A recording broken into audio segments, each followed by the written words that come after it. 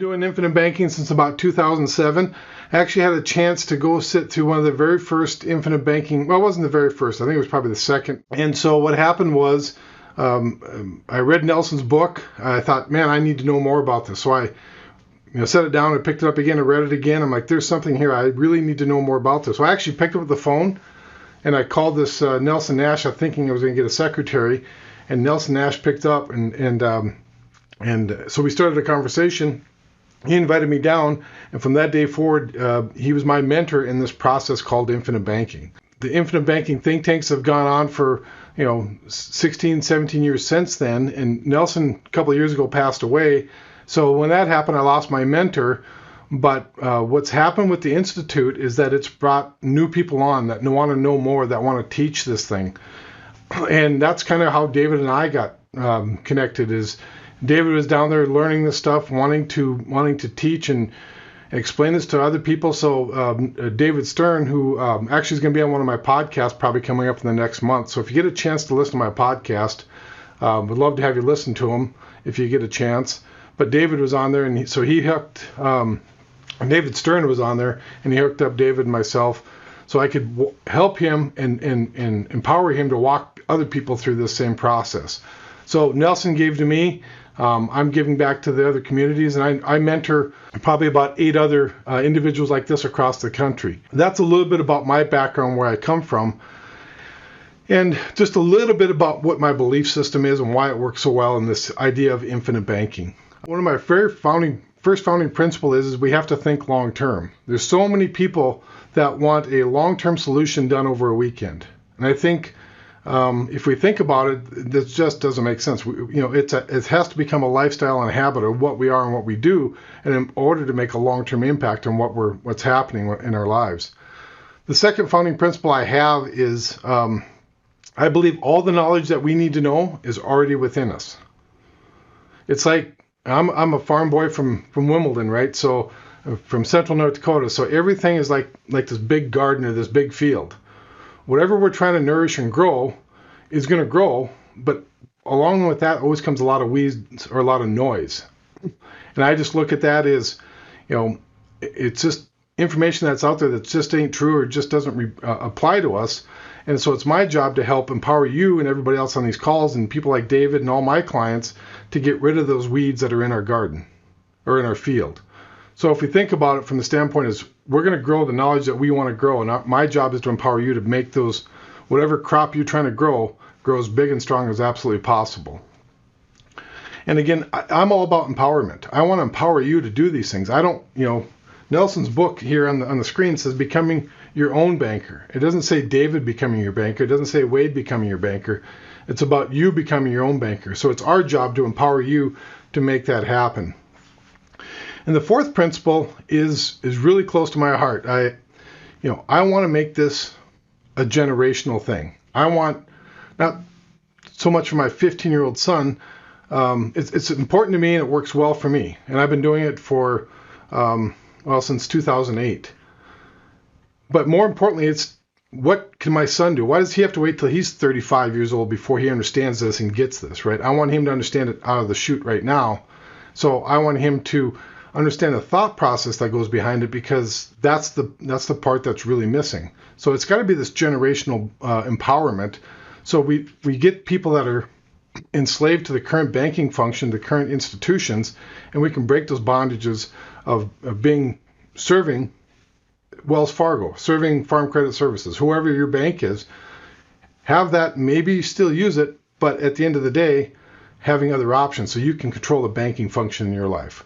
So those are my founding principles, and that's why it works so well with IBC, is because what we teach out of here and what Nelson was teaching in his book is right along that same lines. So with that being said, the first thing Nelson talked about was he talked about the problem. And here are probably the 4 points that I'm going to go over today. Is like, and they're in this order for a reason, but first off, people have to understand what the problem is, because most people don't understand what the problem is, and it's hard. Just think about it if you walked into a doctor and he said, hey, we're going to amputate your arm and we're going to give you 3 shots a day and we're going to admit you to the hospital. And you're like, what?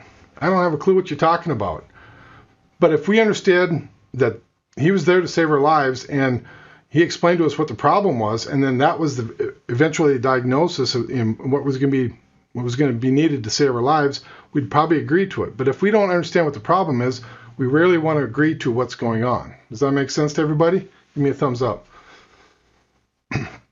So, and part of the problem is, it was funny, and I assume everybody read Nelson's book. He says, Nelson made the point that all the money in the world, if we divided all the money in the world equally amongst all the people in the world, within 10 years, 10% of the people would have 90% of the wealth back in their hands again. Now, there's nothing scientific that can, make that a positive statement, but the point is, it's because people don't know what's going on. People don't understand how money works. People don't think about how they control that banking function, because like it or not, you're really in two businesses. The first business you're in is the business that you're doing today. If you're farming, if you're, working for the government, whatever you're doing, that's your first business. The second business that you're in is you're in the banking business. Know it or not, you're in the banking business. If you choose not to take control of it, then somebody else is controlling it. So again, we have to think about the fact that we're in two businesses. And that's really the first step. The people has to come to the grips of that understanding. The second part of it is that we finance everything we do. Right? Would everybody agree that we finance everything we do? Because if you buy a car, you buy a tractor, you buy a piece of equipment, you buy a business, you're financing it. Even if you pay cash, you're still financing it. Does that make sense? Because even if you pay cash, you finance it by giving up something you could have earned with that money. So if I have $10,000 or I have $100,000 and I go buy a piece of equipment, what could I have done with that $100,000 had I not bought that piece of equipment? Right? Could an opportunity come by where I could have bought some land or bought out my competition or bought a software company? I don't know. The things are endless. So when people say, well, I just use cash, well, that's fine, but you have to understand, even when you use cash, you finance everything you do. So, here's the one thing of, people hear me say that and they say, well, why is this happening? I said, well, typically this happens because we're conditioned to think like consumers rather than think like bankers. So what do we mean by conditioned thinking? And this is a really strong point to make, is that we're conditioned to believe certain things that maybe just aren't true. How are we conditioned? I turn on the TV. I rarely do it anymore, it seems like, but when I used to turn on the TV, how many channels are dedicated to Wall Street? 3, 4, 5, 6, 8? I don't know. I can think of 4 or 5 off the top of my head, right? You have Fox Business, you have CNBC, you have Bloomberg, all these channels are there to condition us to think certain ways about money. Why is that? It's like, who's making the real money there? Who's funding those operations? It's there to condition us to think. Now, a real simple exercise, and I know everybody's on mute, but I want you to kind of think about this. If we're driving down the street, now David, you just drove down to Wishick this morning, but if you're driving down the street and you come to a stop sign, what does everybody do at a stop sign? Now I can see everybody's mind saying, hey, I stop. And I'm like, we're in North Dakota, so realistically, what do? We kind of roll through it, right? And everybody agree? Hands up. So how many sides are on a stop sign? If everybody's thinking 8, nod your head, because that would be correct, right? And what color is a stop sign? And if everybody says red, we'd be in good shape, right? Everybody nod their head, yep, we're thinking red. Now think about a yield sign. So we're driving down the street in Fargo here. We come up to a yield sign. What do we typically do at a yield sign? Caution, right? We're looking out. We're yielding to traffic. So that means you go through slowly. How many sides are on a yield sign? Give me some numbers. How many fingers? 3? Yeah, 3. What color is a yield sign? It's red. red and white. The reason why that is, and again, hopefully everybody, if you're honest with yourself, you come back and you say, was it yellow? Part of the reason is it was yellow back in 1972. There's probably only a couple of us on this call that maybe can remember 1972. They changed it from yellow to red. The other part of the equation is we're conditioned to think that yield and caution mean the same thing as, the yellow in a stoplight. So it's no different. It's just how they understand how our minds work, and so people will play on that. And it's just a simple example, but I like it as a real good illustration of we have to break our conditioned thinking. So really the question we have to start talking about today is who controls the banking function in your life? And the next question is, do you want to control the banking function in your life? So, and that's what we're going to hit on a little bit more today. So, because when you have control of that function in life, of all the function in your life, as many as we possibly can get, the more control you have, the more freedom that you achieve, and the more freedom that you have will lead to greater opportunities. And so, just a real quick example. I worked in Jamestown for the first 15 years of my career, my business career, and I had a client that had sold some durum in 1978, I believe, for $10 a bushel. This was back in 1978. I think it was 78. Somebody can correct me if I'm wrong there. But sometime right before the 80s, because my dad did the same thing. My dad spent the money. This client took this $100,000 that he earned from selling all this durum, and he put that money into a single premium life insurance policy. And he told me he told me 100 times if he told me once. He says that $100,000 made him a millionaire. And he was a farmer down by south of Cleveland. So it's not somebody that's a long ways away from where we all grew up, or the majority of us grew up. So, but he made the point that $100,000 made him a millionaire because he put the money in his policy, and then the 80s came along, and tough times were had by a lot of farmers. And so he was able to buy land, and he'd go to his policy and take a loan and buy it. And he controlled the banking function in his life. And that gave him a lot of freedom, and that led to a tremendous amount of opportunities. So, that's the big thing that we talk about, because when we go up to this chart up here, everybody wants to skip over what the problem is, and they want to go, well, what's the product? How do I solve it? But the reason I'm going through it in this, this direction is because I want everybody to kind of agree that there is a problem, and then come back and say, well, do we want a solution to that problem? Because not everybody in this world wants a solution to that problem. They're happy to be, to run and say, okay, I'm going to let somebody else control that function in my life. And they don't want a solution to that problem. And it's funny because in Nelson's book, now this is right from my book.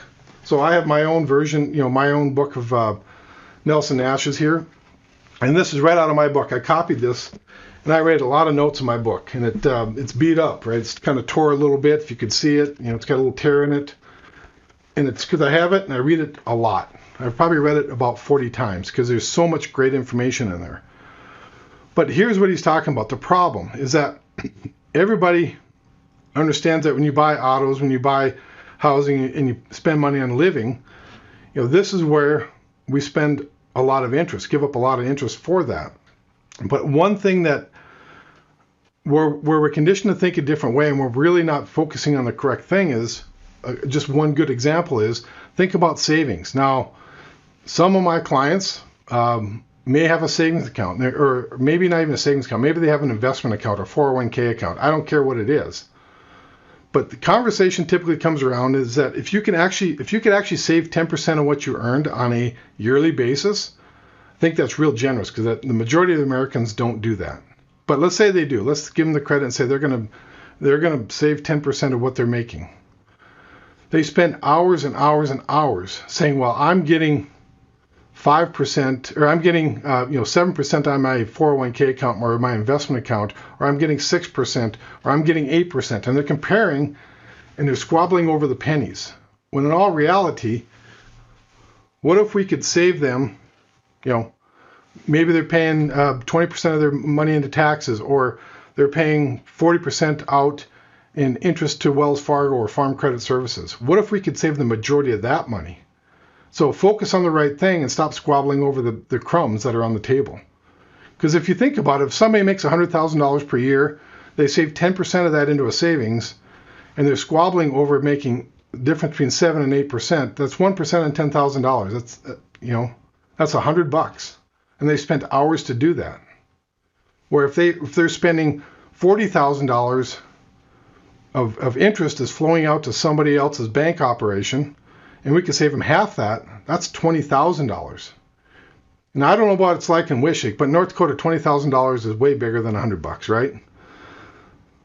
I can't say I was ever at the math class down in Wishick, so. But that's the whole point, and that's what Nelson talks about in his problem. And it's funny because, in the very first part of the chapter of the problem, he says, do you want to get well? And this is really where I was getting at with this point up here, is that, we have to understand what the problem is, agree that we want a solution to that problem, and then say, okay, I want to understand the process.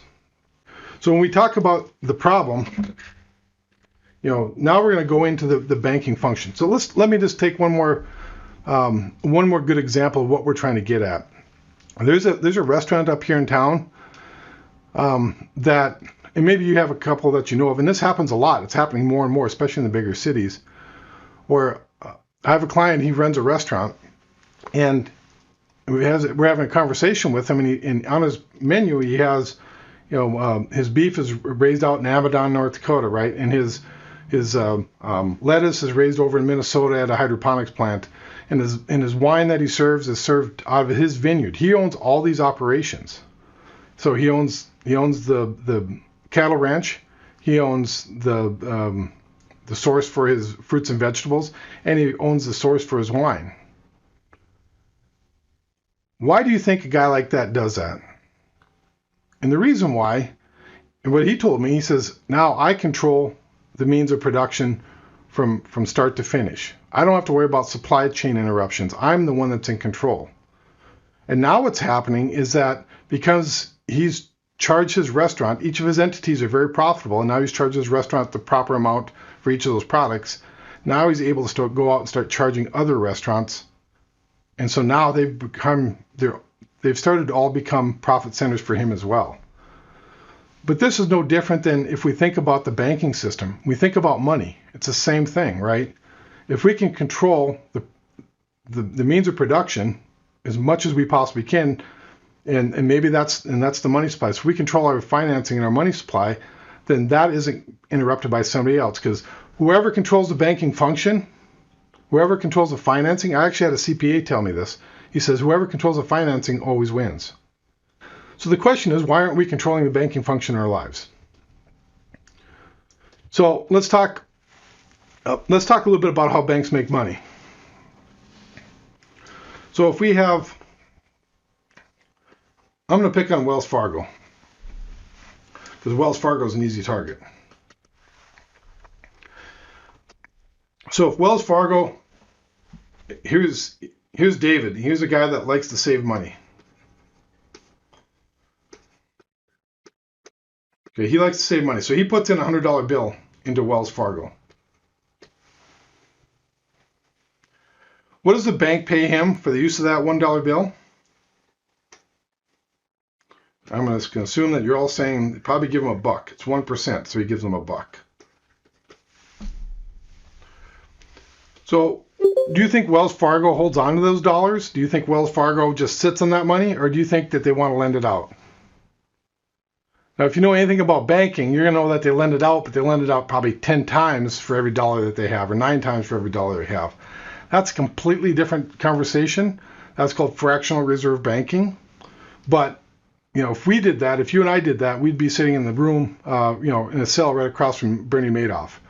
But the feds are allowed to do it. But that's a whole separate conversation. But what do banks do with their money?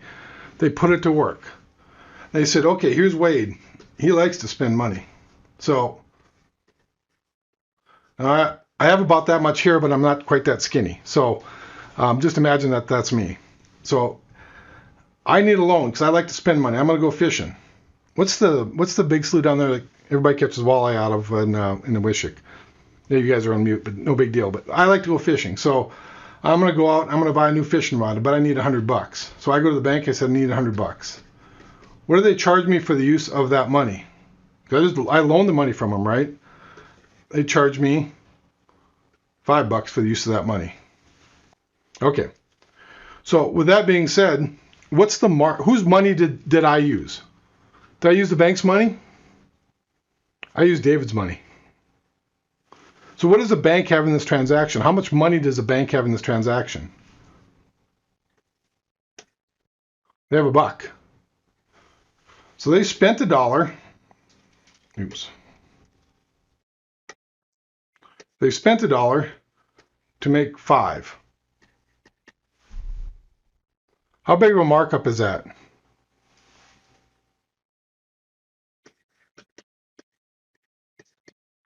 $500 markup. So think about this from a retail perspective, because a lot of times when I'm talking about money, people have a tendency to go, quite frankly, their brains fall out of their head. I don't know why that is. But let's take it to the retail setting because it makes a lot more sense. Let's say I go to my grandpa used to own a hardware store, so he bought a hammer for $1. He bought one hammer for $1, and he'd turn around and if he sold that hammer for $5, that'd be a 500% markup, right? Gross. I mean, it's a gross number, but it's still a markup that he has on his hammer. So what ends up happening is a 400% profit on that deal, but a 500% markup. So then what he does is he takes that money, those $4 extra, and I'm going to go here, and he buys 4 more hammers because it's a heck of a market for hammers. And that's all banks do. They take the profit, or they take they have a cost. They had $1 cost, and so they go out and they say, okay, I got $4 extra. What am I going to do with it? They're going to put it to work just like they did that first $1. And this makes into 1, 2, 3, 4. This makes it 1, 2, 3, 4. And you guys don't need this remedial math, but you can see where I'm going with this. This is just the compounding effect of using those dollars. Now, let's say I went into my grandpa's store because I was pretty notorious about putting a hammer on the back of a drill or wherever it was. You'd use it and you sit up on the back of the drill or the cultivator, and you'd leave it there, and then Dad would take off with the tractor and the cultivator. And what happens to the hammer? You plant it. Did it ever grow? Did you ever harvest hammers? I planted a lot of them, but I never harvested any of them. So the point being is that if I went into my grandpa's hardware store, took that $1 or took that hammer and didn't pay for it, what was the long-term impact of that? He didn't have that hammer to sell, and therefore none of this ever happens. So in essence, what I stole from my grandpa, not knowing it, because I'd walk in the hardware store and, hey, Grandpa, I got a hammer, and I'd walk out. I don't know if Dad ever paid for it. Quite frankly, I don't think he did. He just assumed, well, it was just $1 worth of hammer. The point being, this is what we do with our money. This is how we think about our money. The average consumer thinks about their money that exact way. And so therefore, that statement that if you took all the money, give it to everybody equally, within 10 years, all the money, 90% of the money be back in 10% of the pockets. Because the people that understand this don't do this. This is the Rockefellers in our lives, right? The Rockefellers understand this. Do you think people that are poor understand this? They don't. Because we're consumer mindsets.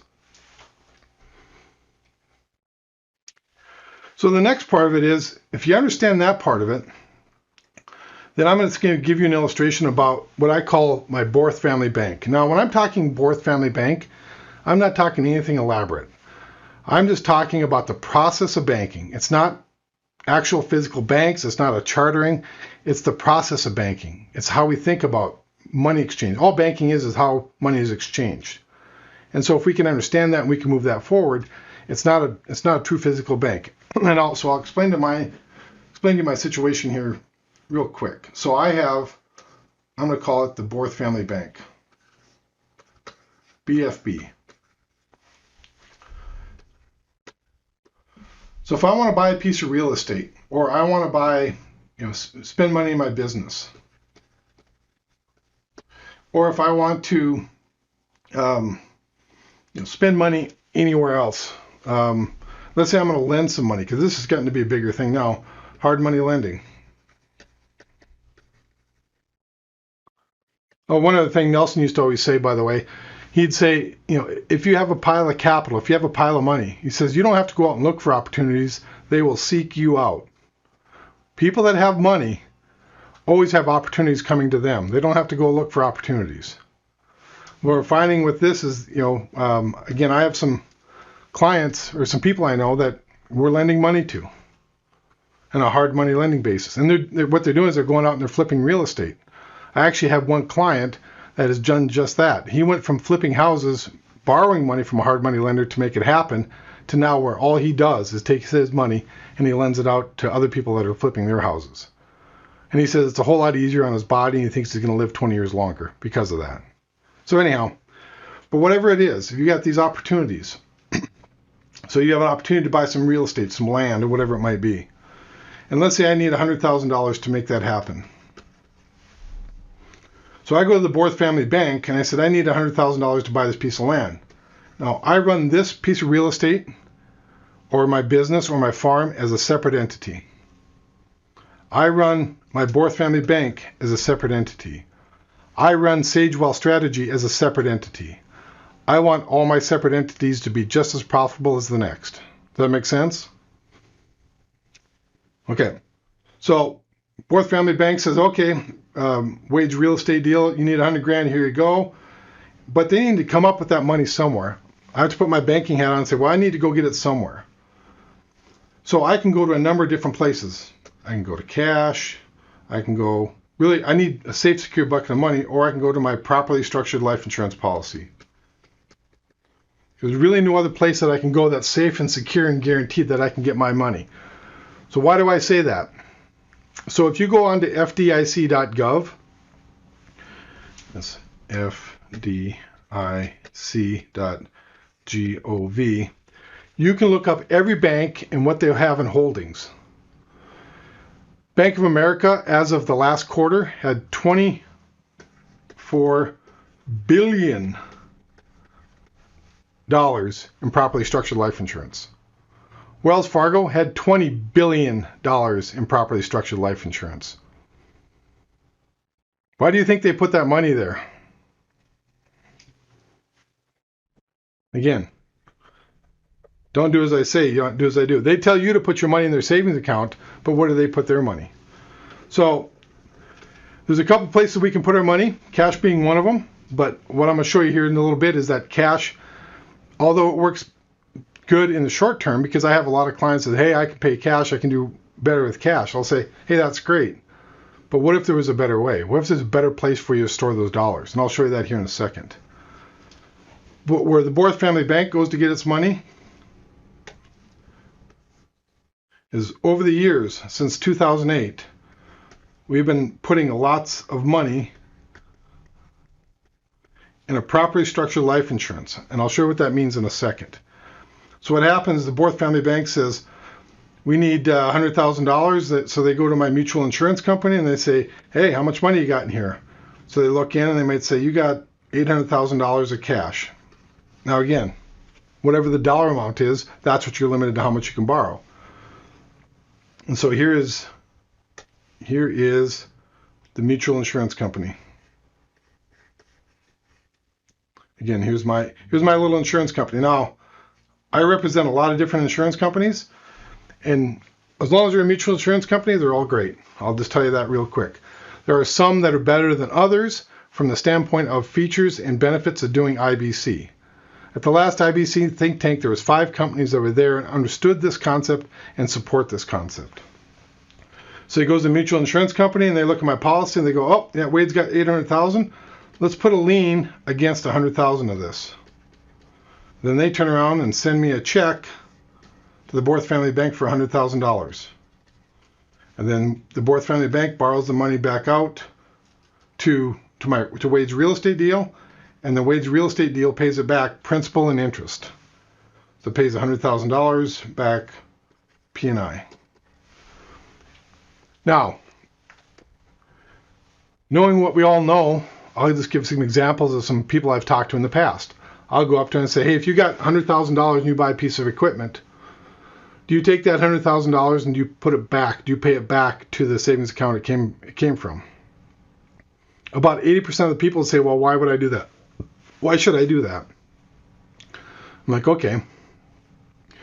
So I'll get some people say, yeah, I took the money out. I probably should put it back. Okay, so I'll talk to those a little bit more. And I say, well, do you put it back with at least the interest you're earning in your savings account? And then the majority of those people will say, nah, probably not. Why would I want to pay interest on my own money? Right? Anybody ever hear that or think that? So then I'll talk to the people that say, yeah, I'll at least pay the interest back that I could have earned. Remember, we finance everything we do. So they understand that part of it. And they'll say, okay, I'll put it back at least the interest that I'm earning in Wells Fargo with that money. Then I'll ask the question and say, well, do you pay it back with more interest than you would have than what you were earning? And I get about 5% of the population finally gets to this point. When they get to this point, they understand banking. They'll say, yeah, I'll put in more interest. Why would somebody put in more interest? Because if I have this $100,000 loan here, I pay back the principal and interest, and I'll pay it back at 8%. My real estate deals have been all paid back at 8%. Now, why 8%? It just seemed like a reasonable number. But the point being is that I want this business to be as profitable as this business. And if I'm not willing to pay my own bank back 8%, because if you go to Wells Fargo for a commercial real estate loan now, what are you paying? 6%? 7%? I don't know where the rates are at lately. I haven't checked in the last 3 or 4 or 5 months, but they've gone up a bunch. Right? Does anybody agree? Thumbs up? Somewhere in that neck of the woods? So the point is, do you love your family as much as you love Wells Fargo? This is your family bank. Why wouldn't you pay it more than you would pay Wells Fargo? Or at least pay the same. Then that would say you love them just as much. But pay them a little bit more so you love them more than you love Wells Fargo. Not that love is equal to money, but what's important to us is, we can look at what we spend our money on, we can tell what's important to us. So the point is, every deal you do, and in my family, what we do, if I do this, I do an amortization schedule back to the Borth Family Bank, and we do a contract. So we can write, we have to keep all the I's dotted and T's crossed for the IRS. So we keep a contract, keep an amortization schedule, and put it in our corporate minutes. It doesn't have to be any more complicated. Oh, by the way, the Borth Family Bank is just checking account number 2 at my credit union here. So everything flows through this checking account number 2 at my credit union. That's all this. I just name it Borth Family Bank. It doesn't have to be more complicated than that. We lend somebody some money. We lend them $50,000. Same process. You can pay me back a year from now, $50,000 plus, the hard money loans we're doing at 14% right now. And then, so there's one deal. But again, they go to my insurance company. They look at my policy, and again, they don't pull the money out of the policy. You have to understand, they're just putting a lien against it. And my money continues to grow and compound inside my policy because they never pull the money out. Where the money comes from is the general fund of the insurance company. So they put a lien against my policy, and then the money comes from here and is sent over. They charge a nominal interest, say 4%. Interest, I'm charging 14. I'm doing just like we talked about up here. The same process. It cost me $1. I'm charging 2 or 3 maybe. The bank was charging 5. I have a little bit more of a heart than my Wells Fargo guy. But the point being, that's the process of banking that we're talking about. So let's talk real quick about what I call the 5-minute lesson on life insurance. So why are they using life insurance? What's properly structured life insurance? Because this is the real key. If you go down to your insurance guy, he's going to sell you a policy because he believes that the most important thing you can do is buy insurance with death benefit. Our need for financing is way greater than our need for death benefit. Let me repeat that. Our need for financing, which is a day-to-day option. Here's a good example.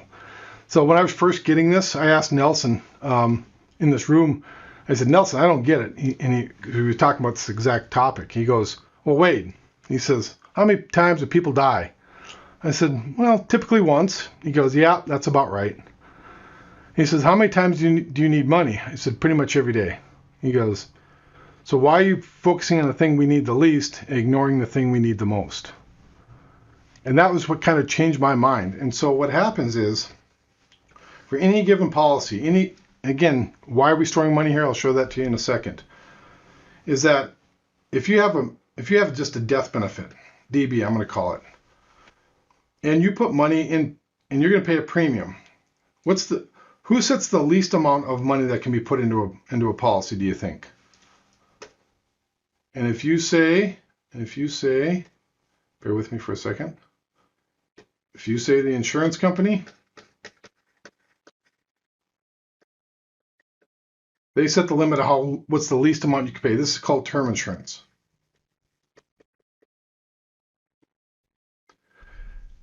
Who do you think sets the maximum limit that can go into a policy? The fact that the IRS cares at all how much money goes into a policy must tell you something, doesn't it? Must be good. How many times has the IRS ever done anything in your benefit? Anybody? Class? I haven't had it happen to me yet. I've asked that question a million times, and nobody's ever come up, oh yeah, they've been great to me. But the point being is that they care enough to know how much is in your life insurance policy so they can restrict how much money you can put into it. So what happens is, if you go over this limit, this becomes what the IRS calls a modified endowment contract. It just becomes a retirement account. Just like a retirement account. So it has all the restrictions. You can't get your money out until you're 60 years old. And when you do, you have to pay interest on it and blah, blah, blah, blah. There's just a lot of restrictions with it.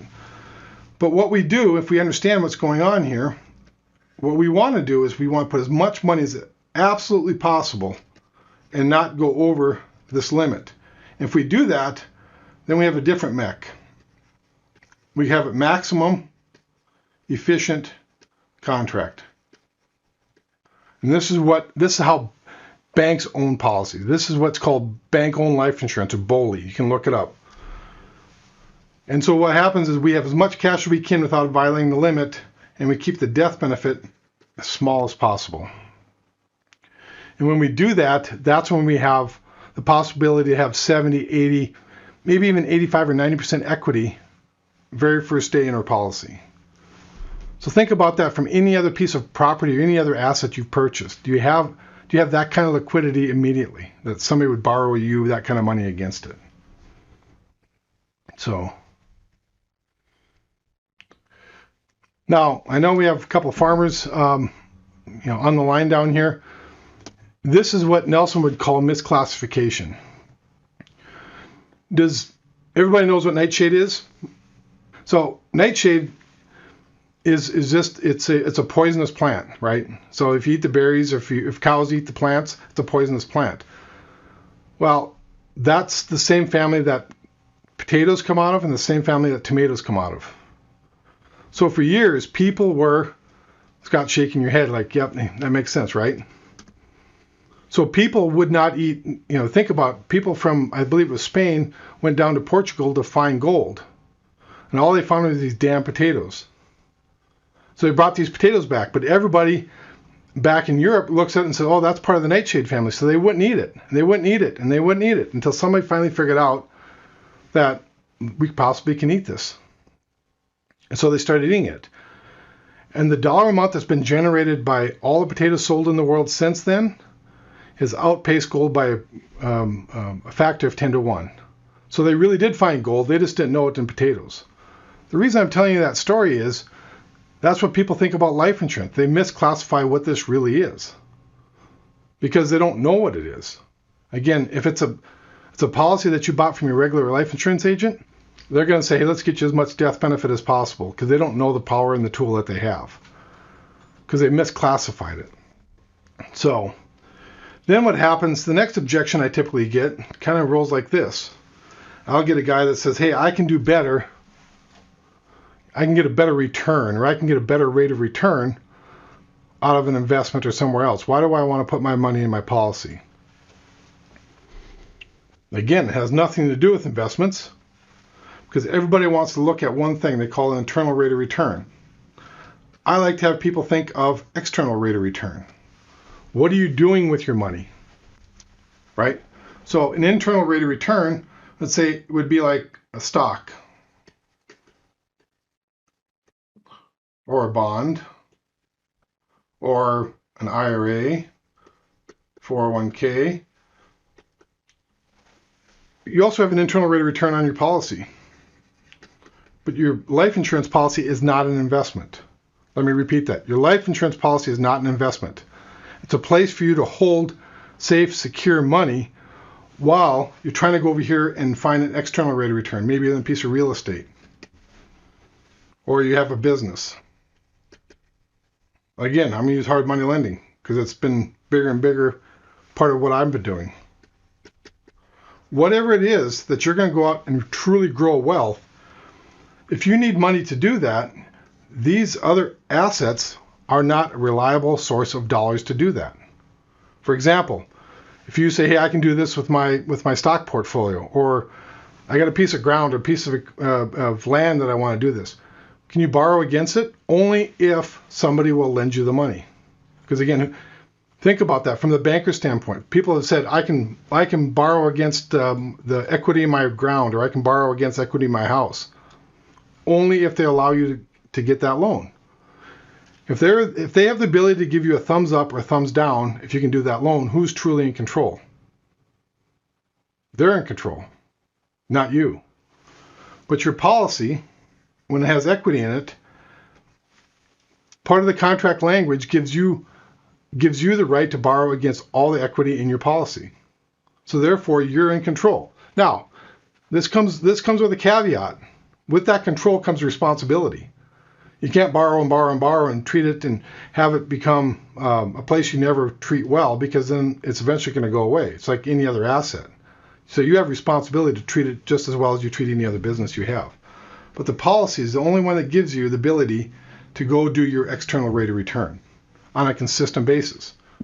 Because some people say, well, I can get money out of here. Yeah, until the stock market's down 40 or 50 or 60%. Well, then you probably can't. So then the question is, well, how do we structure these things? What are we talking about? So let me just give you a little example of how we structure policies. David working with me and me working with the rest of the community that does this, this is exactly how we do it. We'll do it in different proportions depending on who you are, what your needs are, and what your situation is. But in general terms, I like to think like Wells Fargo. If Wells Fargo comes into my neighborhood in Fargo here, and they put up a branch bank, and let's say they're going to put in, I don't know, they're going to spend $10,000 to put up, $10,000 a year to put up a building. The reason why they put up that building is so they can do what? Collect deposits. So they're collecting deposits, and this is a mortgage. So they're saying, okay, I'm going to build this big building. Now, does this big building have value? Absolutely it does. Does it have equity right away? Probably not. It's probably going to take 7 to 10 years before it's even at a break-even spot, because it's just a building that somebody else can repurpose and use. But it's got long-term value. It's a piece of real estate. But the reason why they put that building up in my neighborhood is so they can collect deposits. And so if we're designing a policy for most people, we're putting $30,000. And again, this is just a simple example. Your situation, what you might want to do might be way bigger, it might be way smaller. It's just the ability to give this example. So use your imagination. One of the chapters in Nelson's book talked about imagination, right?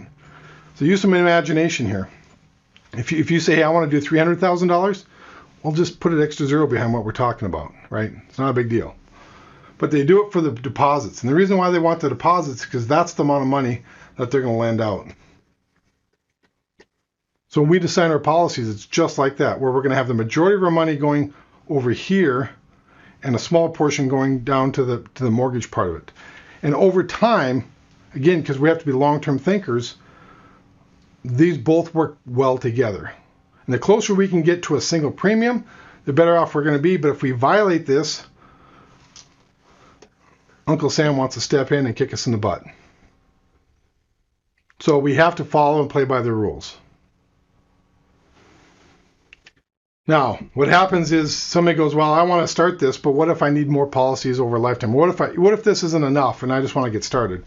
The question I always ask people is, how much money do you want in your banking system? How big a pool of money do you want? And when? And we design a policy around that. Now, if you read Nelson's book and you understand the story, it took him 13 years to get away from the snakes and dragons. Nelson back in 1981 was $750,000 in debt with a 21% interest rate on that debt. If you put that in today's terms, depends on the growth rate, you're talking close to $3 million with 21% with a 21% interest rate. $3 million at 21%. That's $600,000 just in the interest that he has to come up with. So he was motivated to get away from the banks as quickly as possible. But it still took him 13 years to make it all happen. The point is that you can have multiple policies over a lifetime. So my family, we have 8 or 9, we're up to 10 now. The reason why we have multiple policies is because we grew in our income and we grew in our knowledge. So you might have multiple policies over a lifetime, but start with one. Get started. Start controlling a banking function as much as you possibly can. And then as time goes along, add another one, add another, and to the point where you can just go back and say, I don't need the bank. I can control my operation because I'm the one that says yes or no on the financing. Again, going back to that CPA, those who control the financing always win. So I get a lot of people say, well, I can do better with cash. Remember, you ever heard that? So here's, I took a policy and I put it into a calculation system. And this is saying a guy was putting $100,000 a year. Again, just work with that as an example. If you only want to do 50, cut all these numbers in half. If you want to do $1 million, add a 0. But the point being is that a guy with cash would say, I'm putting $100,000 a year away for the next 30 years. I'm going to have $3.5 million. Let me shut this off. And that's just saving the money. But if you understand that money is like water, it has to flow. The more it goes to work, the better off it is for you. That's what has its true power. And this is earning 1% and you have a 25% tax bracket. Now, again, I'm going to pick on Wishick math. So here's one that's in the policy. Here's an example of one in the policy. You're putting $100,000 away over 30 years. You have $6.2 million right here. Oops, $6.2 million. Now, does anybody know, is $6.2 million more than $3.5 million? Again, in Wimbledon it was. I don't know about down there. So the point being is that that's just saving it. But what happens when we put it to work? What happens when we have our money flow? So if we take the cash account, and do one loan, so we're going to go out and buy a piece of equipment. We want to borrow it from our cash account, but we want to be an honest banker and we're going to pay it back at 8%. What happens is we take that $6.2 million and we do this loan. So we do it in the second year. We're going to do 10 of these loans, and we're going to pay that piece of equipment back over a 4-year period at 8% interest. That's all what these numbers mean. That turns that $6.2 million into $6.37 million. If you can see on the bottom here. Let me slide that up a little bit. That's just the power of taking control of the banking function in your life. It's just that simple step. Now, the question is that the best place for us to put our money? Well, let's take a look. Because again, we had the policy that was properly structured. And so we took the same loan. We borrowed $80,000 into the second year.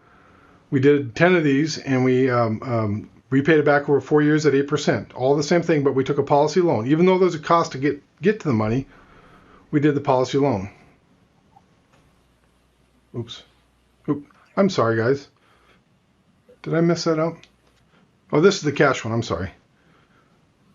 So this is the $80,000 out of the cash. So it went from 3.5. Okay, you can say Wimbledon math doesn't know what the heck he's talking about. So we went from $3.5 million just by doing the banking function to $3.57 million. That was the cash. And if we do the policy loan, we went from $6.258 million to $6.37 million.